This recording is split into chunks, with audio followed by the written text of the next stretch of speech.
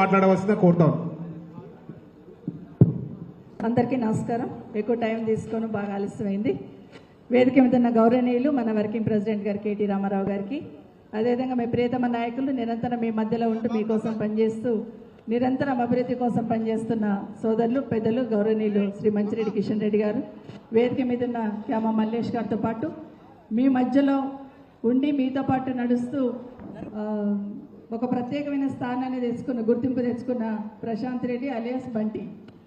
ఎందుకంటే ప్రశాంత్ రెడ్డి అంటే కష్టం. వారితో పాటు వేదిక మీద ఉన్న సోదరులకు అందరికీ కూడా, వేదిక మీద ఉన్న వాళ్ళందరికీ, వెంకటరమణారెడ్డి గారితో పాటు అందరికీ కూడా, వారితో పాటు ఇబ్రాహీంపట్నం మున్సిపల్ చైర్మన్ గారు కొత్తగా వేదిక మీద కూడా ఉన్నారు, వారితో పాటు గౌరవ సర్పంచ్లకు, గౌరవ కౌన్సిలర్స్కి, పార్టీకి సంబంధించిన ముఖ్యమైన నాయకులకు అందరికీ కూడా, ఇబ్రాహీంపట్నంలో వచ్చిన అందరికీ కూడా పేరు పేరున మా అక్క చెల్లెళ్ళకు, అన్న తమ్ముళ్ళకు, పత్రికా మీడియా సోదరులకు నమస్కారాలు తెలియజేస్తూ ఉన్నాను. చాలా టైం తీసుకున్నారు. కిషన్ రెడ్డి గారికి ఈరోజు వారి పుట్టినరోజు సందర్భంగా భగవంతుడు ఆయుర ఆరోగ్యాలు ఇవ్వాలని మనస్ఫూర్తిగా కోరుకుంటూ వారికి పుట్టినరోజు శుభాకాంక్షలు తెలియజేస్తా ఉన్నాను మీ అందరి తరఫున. అట్లాగే బంటికి కూడా మొన్న ఎన్నికల్లో, మున్సిపల్ ఎన్నికల్లో అన్ని తనై కాపాడుకుంటూ ముందుకు పోతూ పార్టీకి బలాన్ని ఇస్తూ మున్సిపల్ చైర్మన్ గెలుపులో ప్రధాన పాత్ర పోషించిన బంటి వాళ్ళ టీం అందరికీ కూడా ప్రత్యేకంగా అభినందనలు తెలియజేస్తూ ఉన్నాను. అయితే ఈరోజు సర్పంచ్లకి, చైర్మన్కి, కౌన్సిలర్కి సన్మాన కార్యక్రమానికి వచ్చిన కేటీఆర్ గారికి ముందు ధన్యవాదాలు చెప్పుదాం. ఎందుకంటే వారికి కొంచెం హెల్త్ ఇబ్బంది ఉన్నా కూడా ఇబ్రాహీంపట్నం నియోజకవర్గం మీద అభిమానంతో ఆగ మేఘాల మీద వచ్చినారు. ముందు ప్రత్యేకంగా ధన్యవాదాలు తెలియజేస్తా ఉన్నాం. చాలా సంతోషం. ఎందుకంటే కిషన్ రెడ్డి గారు మాట్లాడుతూ అన్ని విషయాలు చెప్పారు. రంగారెడ్డి జిల్లాని కాపాడుకోవాల్సిన బాధ్యత మన అందరి మీద ఉంది, ప్రభుత్వ కబంధ హస్తాల నుండి అని మాత్రం ఒక్కసారి విజ్ఞప్తి చేస్తా ఉన్నాను. ఏ మూల చూసినా కూడా భూములు లాక్కుంటూ రైతును కన్నీరు పాలు చేస్తున్న ఈ ప్రభుత్వానికి చమరగీతం పాడాల్సిన బాధ్యత అందరి మీద కూడా ఉందని మరొకసారి మనవి చేస్తూ ఉన్నాను.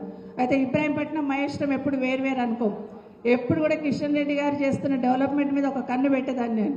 ఇబ్రాహీంపట్నంలో ఏం జరుగుతుంది, మహేశ్వరం, కందుకూరులో ఏం చేయాలని, రెండు కౌల పిల్లల్లాగా ఉంటాయి రెండు కాన్స్టిట్యున్సీలు.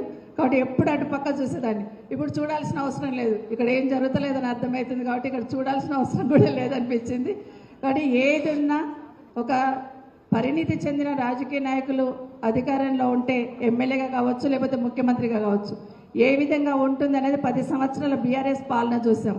అనుభవం లేకుండా మీద మీద తిరుగుకుంటూ పైపైన మాటలు మాట్లాడటం అధికారంలో ఉంటే ఎట్లుంటుందో ఇవి రెండు కూడా చూస్తూ ఉన్నాం మనం.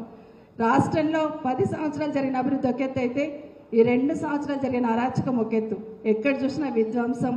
ఎవరు ఏమన్నా అనుకొని, ఎవరు ఎంత అన్నా బాధపడని, నేను అనుకున్న గోల్ నేను రీచ్ కావాలనే ప్రయత్నంలోనే ఈ ప్రభుత్వం పనిచేస్తుందని మనందరికీ తెలుసు. పక్కన నాదర్గులు కావచ్చు, మొండి గౌరేలు కావచ్చు, కోహెడలా కావచ్చు, చేవెళ్ళ నుండి, పరిగి నుండి మొదలు పెట్టుకుంటే ఇక్కడి వరకు 30,000 ఎకరాలనేమో కిషన్ రెడ్డి గారు చెప్తున్నారు. దగ్గర 50,000 ఎకరాలు ఈరోజు ఈ ప్రభుత్వం కన్నేసి లాక్కునే ప్రయత్నం చేస్తూ ఉంది. ఎక్కడ చూసినా ఎవరిని కదిలించినా కూడా ఎవరికి చెప్పుకోవాలి అర్థం కాని పరిస్థితులలో కొంతమంది రైతులు బాధపడుతున్న సందర్భంలో కిషన్ రెడ్డి గారు ఒక్క మాట చెప్పారు. మీకు అసైన్ భూములను కేసీఆర్ గారు వస్తే పట్టా ఇస్తామని చెప్పారు. అదే మాట రేవంత్ రెడ్డి కూడా చెప్పారు. ఆ మాట నమ్మినారు మన వాళ్ళందరూ కూడా. రేవంత్ రెడ్డి వచ్చిన అసైన్ భూములను చేస్తారు కదా అని ఆలోచించినారు. ముఖ్యంగా మన దగ్గర అయితే ఫార్మాసిటీకి ఇచ్చిన భూములు వెనక్కి కాంగ్రెస్ పార్టీ వస్తే వెనక్కి ఇస్తుందని చాలా మంది ఇబ్రాహీంపట్నంలో నమ్మారు. అదే మహేష్లో నమ్మలేదు కానీ ఇబ్రాహీంపట్నంలో నమ్మారు. ఇబ్రాహీంపట్నంలో ఉన్న రైతులతో పాటు ఫార్మాసిటీకి సంబంధించిన మనం ఇళ్ల స్థలాలు ఇచ్చున్నాం. కేసీఆర్ గారు ఉన్నప్పుడు ఎకరాకి 1 గుంట చొప్పున ఇళ్ల స్థలాలు ఇచ్చున్నాం. వాటిని కూడా కనీసం ఇవ్వడానికి ప్రభుత్వానికి మనసు పడలేదు, పొజిషన్ ఇవ్వడానికి. ఇదే కాకుండా ఫార్మాసిటీ భూములు వెనక్కి చోటు దేవుడెరుగు కానీ ఉన్న భూములను లాక్కుంటున్న సందర్భం చూస్తూ ఉన్నాం. మరొక్కసారి విజ్ఞప్తి చేస్తూ ఉన్నా, ఎక్కడ పేద రైతుకి ప్రభుత్వము ఇబ్బంది పెట్టాలని ప్రయత్నం చేసినా బీఆర్ఎస్ పార్టీ తరఫున మనం అండగుండే ప్రయత్నం చేద్దామని మీకు అందరికీ కూడా మరొకసారి విజ్ఞప్తి చేస్తూ, నిన్న జీవన్ రెడ్డి అన్న మాట్లాడుతూ కేసీఆర్ గారిని కలుస్తూ ఒక్క మాట అన్నాడు. ఏమన్నాడు గుర్తుందా? గుర్తుండాలి. ఏమన్నాడమ్మా? రేవంత్ రెడ్డి పోవాలా, కేసీఆర్ రావాలన్నాడు. అవునా కాదా? కాంగ్రెస్ పోవాలా, బీఆర్ఎస్ రావాలా? ఖచ్చితంగా ఈరోజు ఇబ్రాహీంపట్నంలో ఏ విధంగా అయితే ఒక్కొక్క కార్యకర్త కష్టపడి సర్పంచ్లను, కార్పొరేటర్లను, కౌన్సిలర్లను గెలిపించుకున్నామో, రేపు ఈ రోజు నుండి ఒక్కొక్క అడుగు ఆ ప్రభుత్వానికి కౌంట్ అవుట్, మనం అధికారానికి దగ్గర అడుగులేస్తున్నాం అనే లెవెల్లో మనం అందరం పనిచేద్దామని మరొకసారి మీకు అందరూ కూడా తెలియజేసుకుంటూ, కేసీఆర్ పాలన ఈ రాష్ట్రానికి శ్రీరామ రక్ష, మామూలు జనాలు మాట్లాడుతున్నారు కింద. కేసీఆర్ వస్తే కంటి నిండా నిద్రపోతాం, కడుపు నిండా అన్నం తింటాం, ఆయన లేక మేము ఆగమైపోతున్నాం అంటున్నారు. కేసీఆర్ గారిని మళ్ళీ తెచ్చుకుందాం, ఈ రాష్ట్రాన్ని ఈ కాంగ్రెస్ పార్టీ కబందాస్తాల నుండి కాపాడుకుందాం అని తెలియజేసుకుంటూ జై తెలంగాణ, జై కేసీఆర్. ఇప్పుడు రామన్న మాట్లాడే ముందు మానకోట ప్రసాద్ గారు, సందీప్ గారు పాట.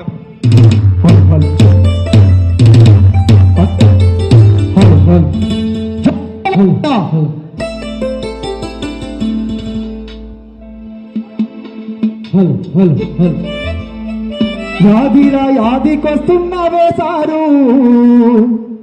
పాట పాడుకుందామా పాడుకుందాం అనుకున్న అందరూ ఒకసారి గట్టిగా జై తెలంగాణ, జై తెలంగాణ, జై కేసీఆర్, జై కేసీఆర్, జై తెలంగాణ.